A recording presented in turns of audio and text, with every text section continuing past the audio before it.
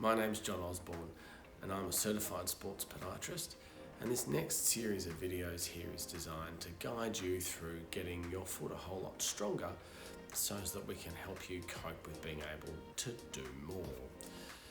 Obviously, if you've got any other questions or concerns or queries, please reach out so that we can help address those.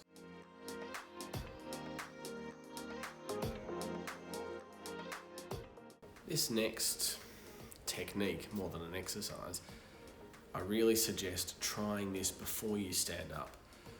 So before you get out of bed in the morning, before you get up off a chair after you've been sitting on it for a while, it should help improve some of the symptoms that you get. As you can see, it's reasonably simple. You can do it sitting or standing. And as I said, if you do it just before you get up, it's probably the best time to do it. So here we've got the 5 points we're aiming for under the big toe and the little toe joints. Also sitting here on the outside of the ankle. We'll also go to the inside of the ankle, and then both the heel and the whole foot itself. So here you can see them in order: the big toe joint, the inside of the ankle, the heel, outside of the ankle, little toe joint and the whole foot. And here we are, we're going to do them as a whole unit.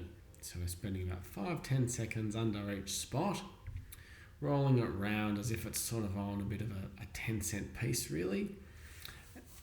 And we're making our way around the foot. So start at the big toe joint, little toe joint, outside of the ankle, heel, inside of the ankle. And there's two ways of doing the inside of the ankle. So we can do it just like that, or we can use our other foot to help. And then finally, we can roll our foot down the whole length of the ball. Don't forget to put some effort into it, and you can spend a bit longer than the 10 seconds prescribed in this video.